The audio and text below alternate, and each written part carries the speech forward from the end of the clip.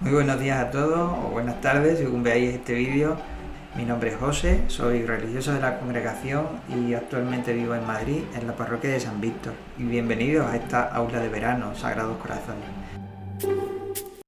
Mirad, me han dicho que os explique uno de los tratados más complejos e importantes de la teología, que es la antropología teológica. Ya sabéis que antropología es toda la ciencia o la reflexión sobre el ser humano.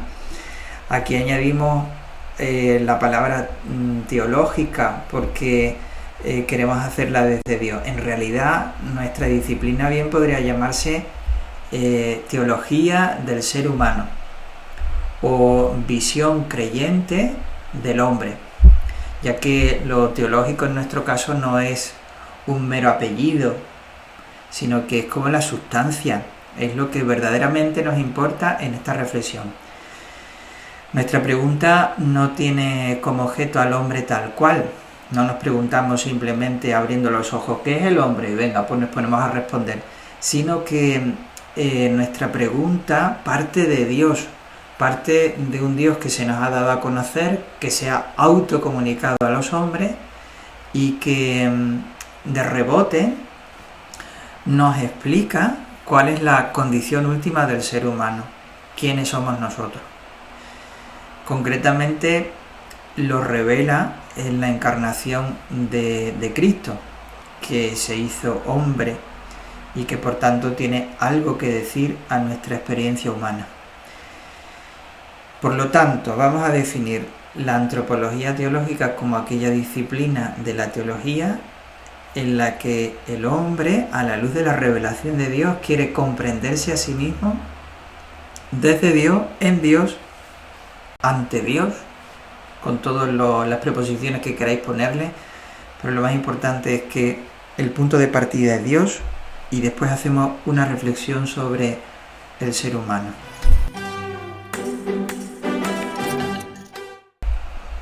Vamos a dividir la exposición en tres partes. Mejor dicho, vamos a concebir la antropología teológica en tres partes, así se dividía clásicamente. Una que tiene como objeto al hombre como ser creado, otra que tiene como materia de reflexión todo el tema del pecado, una creación herida por el pecado, una creación que se ha apartado o ha dado la espalda a Dios, y una tercera parte donde descubrimos cómo Dios rescata a esa creación herida, de alguna manera con una nueva creación, que es la nueva creación efectuada en la encarnación de Cristo y en su misterio pascual. Lo que pasa es que por limitaciones de tiempo nosotros nos vamos a centrar solo en la primera parte, en la primera afirmación. El hombre ha sido creado a imagen y semejanza de Dios. Fijaos que cuando nosotros pensamos al hombre, descubrimos que hay muchas disciplinas, por ejemplo la psicología, la física, la biología, la filosofía misma, que contribuyen a darnos luz sobre esta cuestión tan importante. Con sus aportaciones el ser humano ha alcanzado como niveles de conocimiento sobre sí mismo muy altas, y esas ciencias han aportado mucho para que el hombre crezca, para que el hombre se conozca, para que el hombre se proteja.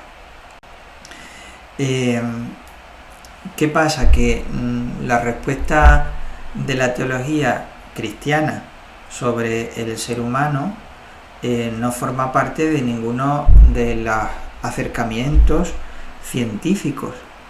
La reflexión de la teología sobre el hombre no parte de la razón humana, ya lo hemos dicho, sino de la revelación de Dios. Y desde ahí nosotros vamos a pensarla.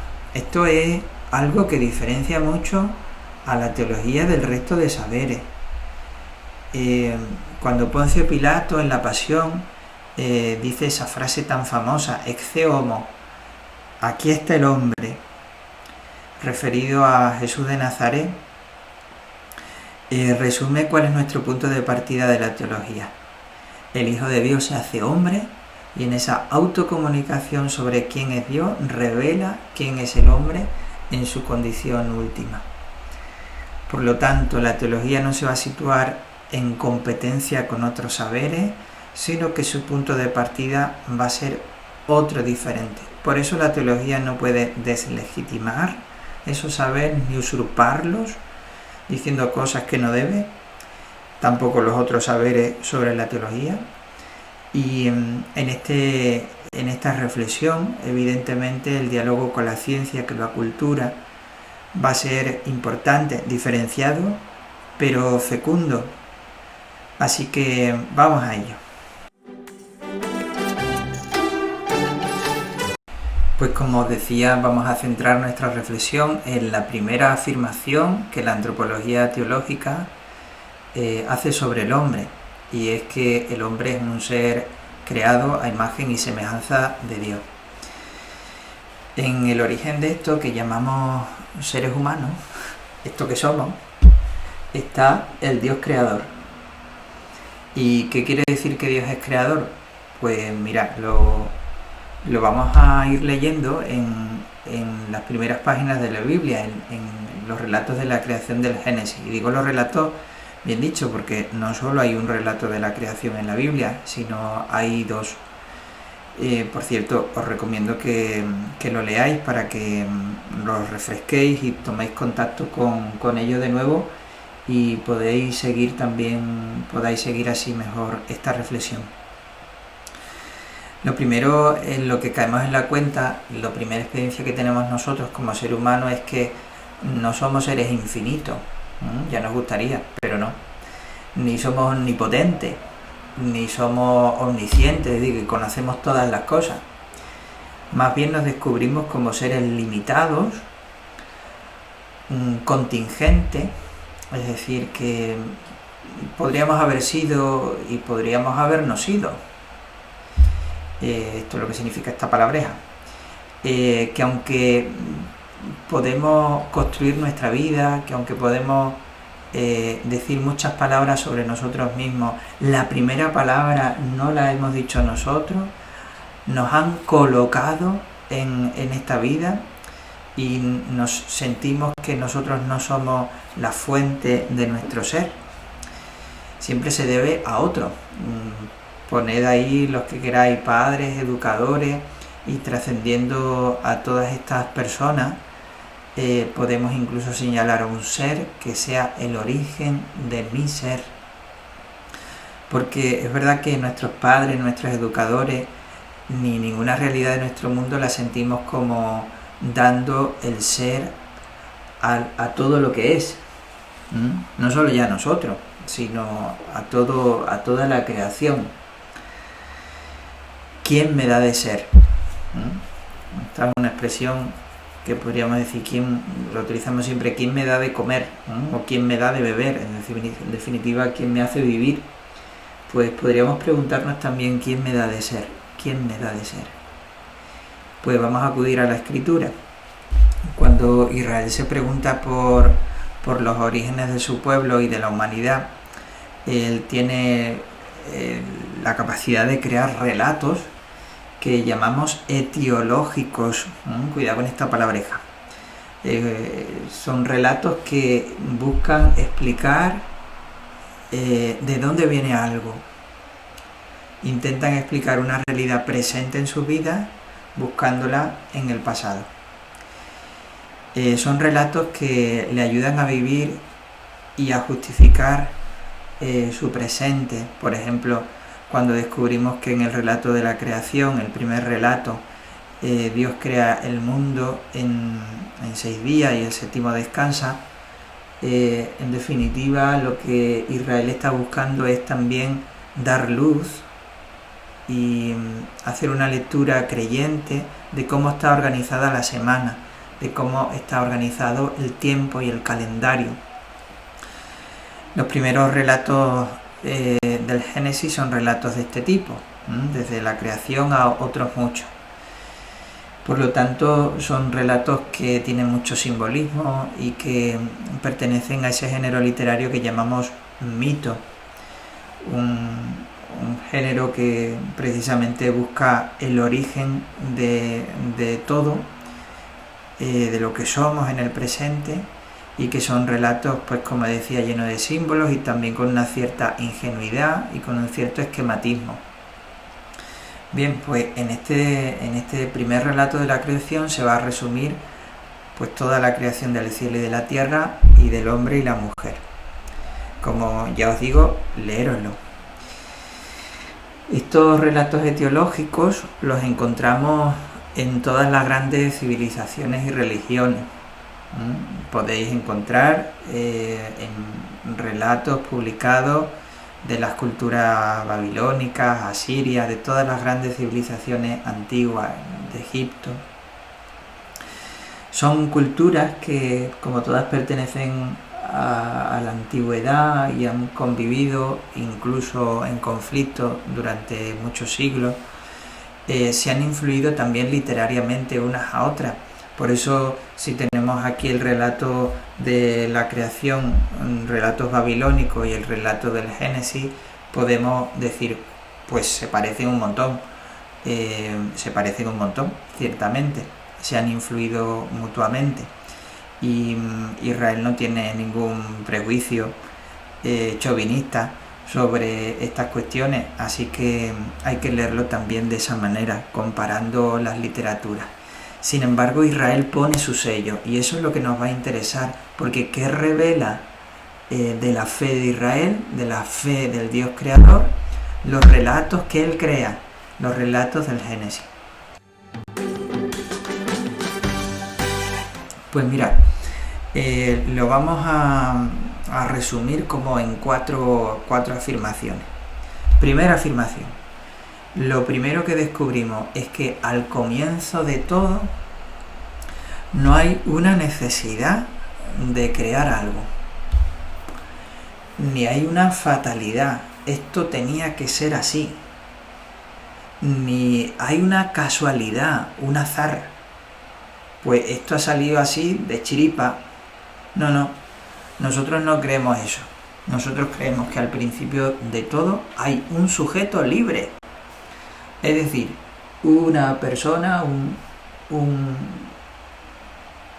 Dios que voluntariamente ha querido crearnos.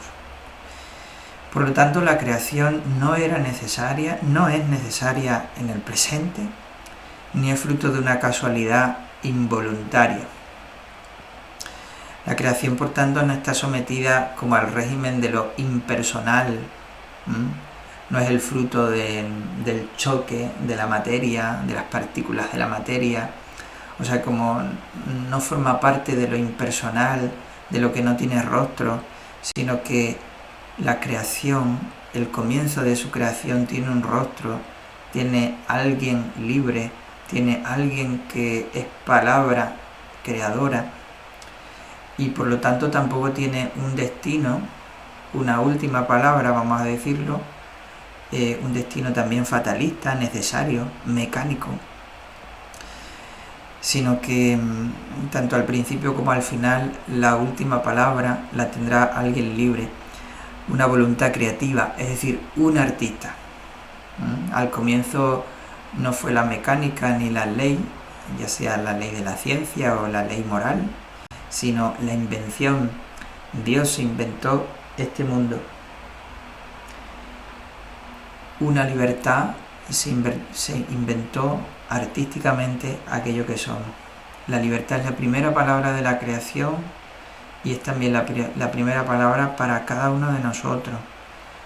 Y por lo tanto no es la naturaleza la que va a ir conquistando la libertad del hombre. La libertad no hay que conquistarla en el sentido de que nosotros vamos a quitarle a Dios la libertad que deseamos como seres humanos, sino que la libertad está inscrita en nuestro ser, forma parte de nosotros, y por lo tanto acercarse a Dios será la mejor manera de descubrirse y desarrollarse como personas libres. Lo segundo que vamos a decir es que la creación es una acción benevolente de Dios. Es decir, la creación es creada como algo bueno. ¿Os acordáis, verdad? En el primer relato de la creación, como tras cada acto creador de cada día, Dios dice, y vio Dios que era bueno. Incluso del hombre dirá después, vio que era muy bueno. Es curioso también que en el primer relato de la creación nos reflexiona sobre la aparición del mal. ¿Por qué no aparece? Bueno, pues la ausencia ya nos está diciendo algo, ya nos señala algo significativo, y es que el mal no tiene su origen en Dios. Dios no ha creado el mal. La creación, por su mera existencia, evoca lo hermoso de Dios. De hecho, cuando hablamos de la gloria y cuando la Biblia habla de la gloria de Dios, en definitiva, está hablando de la hermosura de Dios en todo aquello que el creyente contempla a su alrededor. La creación, en concreto el hombre, es la gloria de Dios. La creación es fruto del amor de Dios, de una libertad que ama, de una libertad que crea, y como fruto del amor es algo también diferente a Dios, como el artista de su obra, ¿verdad? Si nosotros contemplamos un cuadro, por ejemplo el Guernica, ¿no? Decimos, esta obra es de Picasso, porque tiene todos los elementos artísticos, tiene la huella del artista. Sin embargo, nunca diríamos que este cuadro, el Guernica en este caso, es Picasso. Nunca diríamos eso, ¿verdad? Siempre sabemos diferenciar entre la obra y el artista. Son cosas diferentes, son tan vinculadas, pero son diferentes. Esto es lo que hace el amor normalmente, unir y diferenciar. La creación de Dios es una alteridad, es decir, es otra cosa de Él mismo. Lo que existe tiene la huella de Dios, pero no es Dios. Y si afirmáramos lo contrario, caeríamos en una corriente filosófica y espiritual, que por cierto no ha desaparecido de la historia, que es el panteísmo. Y es como afirmar que todas las cosas son divinas, desde las piedras hasta el sol, desde los animales, los insectos, todo es Dios. Cuidado que no estamos diciendo que cada cosa tenga una huella de Dios, que eso sí que lo afirmamos. Lo que estamos negando es que cada cosa sea un Dios, sea una divinidad. Tampoco vamos a decir que todo lo creado es como algo así como un Dios pero venido a menos, una decadencia de Dios, que eso lo decía un señor de la antigüedad que se llamaba Plotino. Bueno, pues no, es otra cosa diferente a Dios. Tiene su huella, pero también tiene su propia identidad. Recibe de Dios su ser, su consistencia, pero ni Dios ni la creación se confunden, no son lo mismo. Por eso Dios puede amar la creación, porque es diferente a Él. Y por eso también nosotros podemos amar a Dios como un otro, como una alteridad, como un otro diferente. Bueno, eso es lo segundo. Lo segundo, como hemos dicho, es que la creación es algo bueno de Dios y como fruto del amor es algo diferente. Lo tercero que vamos a afirmar del Dios creador es que Dios no está dando ser en un acto creador al comienzo de todo, al principio de los tiempos, sino que justamente en este momento Dios mantiene en su ser la creación. Por lo tanto, la creación no es un acto cronológicamente situable, no lo es, sino que es una acción amorosa de Dios a favor de lo creado y que podemos experimentar hoy, aquí, ahora.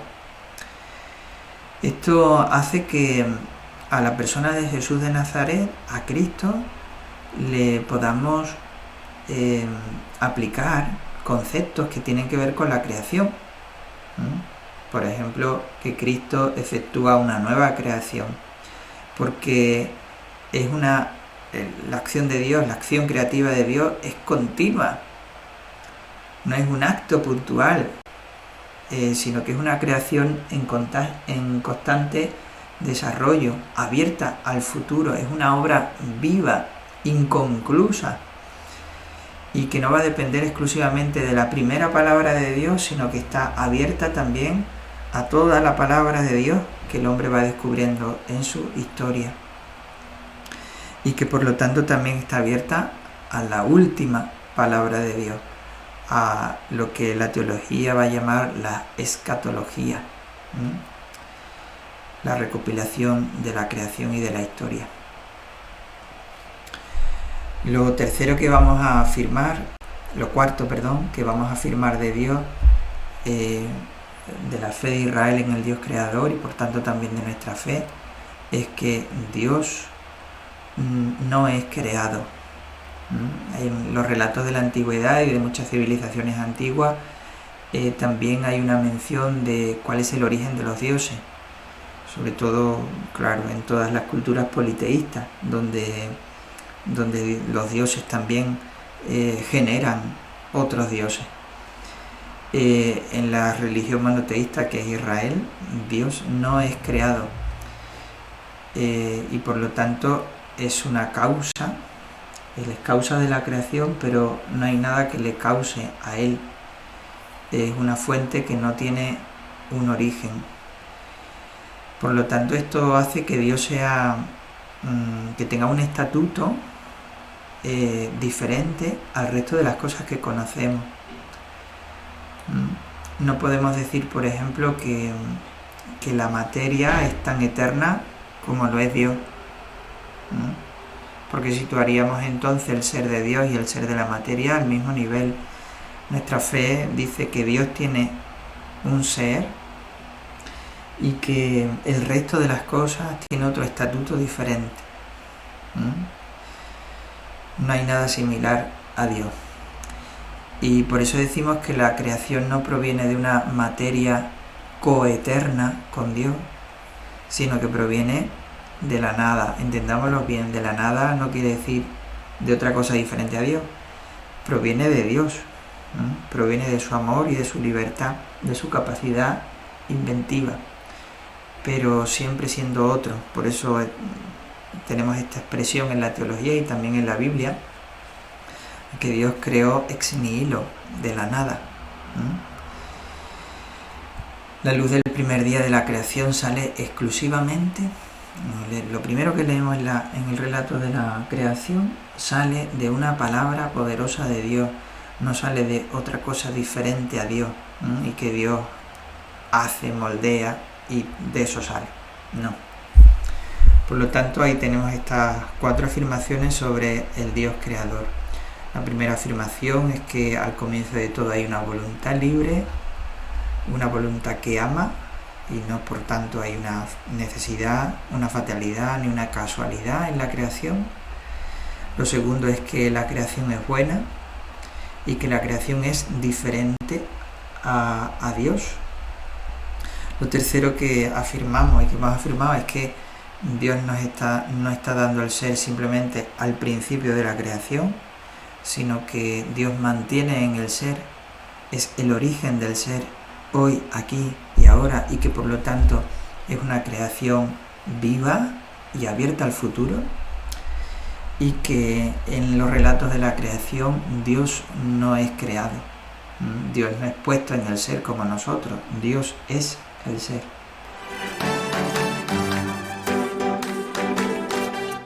Pues si pasamos página, vamos a hablar del hombre. El hombre forma parte de esta creación, uniéndose a la cadena de las demás criaturas.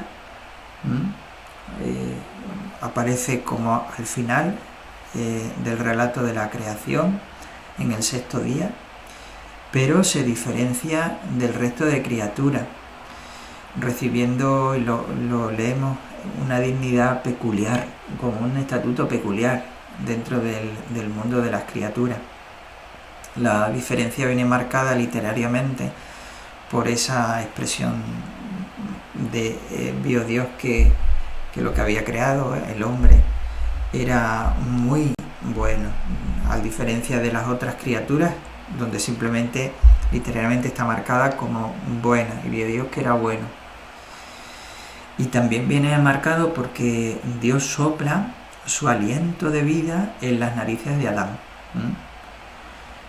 Y por lo tanto eso no lo hace con ninguna otra criatura, y eso le da como un puesto singular dentro de la creación, haciendo que sea la única criatura que pueda ser un interlocutor, una persona capaz de entrar en diálogo y en comunicación con Dios, por ese espíritu de vida, por ese sello que Dios le ha dado. Mira, el hombre es el único ser creado a imagen y semejanza de Dios, dice la Biblia. Los dos términos, imagen y semejanza de Dios, les da algo así como nos da a nosotros unas ciertas prerrogativas divinas, unos ciertos poderes divinos. Pero claro, eso no nos hace a nosotros divinos, es como un poder delegado. Somos semejantes a Dios, pero no somos iguales, somos parecidos, tenemos como un aire de familia, somos una representación, una imagen, así como en cristiano diríamos somos un sacramento, pero nosotros no somos el creador, somos la obra creada. La Iglesia Oriental, para hablar del pecado original, dirá que el hombre nunca perderá su imagen divina, siempre, siempre, siempre tendremos esa huella de la obra de Dios en nosotros, pero perdemos la familiaridad con Él, perdemos la semejanza. Tenemos una impronta divina, pero nuestro parecido con Él ha quedado tocado mortalmente, gravemente. Lamentablemente no vamos a poder tocar el tema del pecado, pero ahí hay un tema súper bonito que veréis en otra ocasión. Vamos a decir del hombre también que el hombre es puesto en el jardín del Edén como si fuera el relevo de Dios en la obra creadora. Sabéis que en el relato de la creación, Dios acaba diciendo al hombre que trabaje la tierra y que gobierne la creación. O sea, está puesto como el guardián de la creación, como el vigilante de la obra creada. A partir de cierto momento en los relatos del Génesis, Dios pone el nombre a las cosas, pero llega un momento dado en que es el hombre el que va poniendo nombre a las cosas. Todo eso pues nos habla de que el hombre también tiene una capacidad creativa muy importante, que tiene un papel decisivo en el desarrollo de la creación y por tanto de lo que le hace imagen y semejanza de Dios creador. Es decir, tiene poder creativo y tiene una libertad creativa. Es capaz de traer a la existencia las cosas por su propia palabra, por nuestra propia palabra, igual que Dios, que dice y dijo Dios, y la realidad se crea, viene a la existencia. Así también el hombre tiene esa capacidad de hacer que existan cosas que antes no estaban sobre la faz de la tierra y ponerles nombre. Bueno, pues aquí acaba nuestra reflexión sobre la creación de Dios. Simplemente una coda final para decir que Cristo será contemplado en el Nuevo Testamento como esa nueva palabra humana y divina a un tiempo, capaz de traer a la existencia una nueva realidad que ya no está tocada por el pecado, sino que está tocada por la nueva familiaridad con Dios, la nueva semejanza con Dios, que es la semejanza que nos da el ser hijos de Dios. Fijaos que todos son palabras de familia, ¿verdad? Hijo, familia, familiaridad, semejanza con Él. Entramos en el hogar de esa nueva creación de la mano de Jesús, hombre 100% como nosotros y por lo tanto revelador de nuestra condición humana. Hay un himno cristológico en la carta a los Colosenses, está justo al principio, que podéis leer y descubriréis cómo Cristo es presentado como la nueva creación, la imagen del Dios invisible, a través del cual Dios ha creado este nuevo mundo. Pues esta es nuestra reflexión, así que espero que os haya ayudado y espero que también podamos dialogarlo como sea, ya sea en persona o ya sea a través de la red. Un saludo para todos vosotros, que espero que estéis pasando, dentro de las circunstancias, un buen verano y unidos en los sagrados corazones. Un abrazo.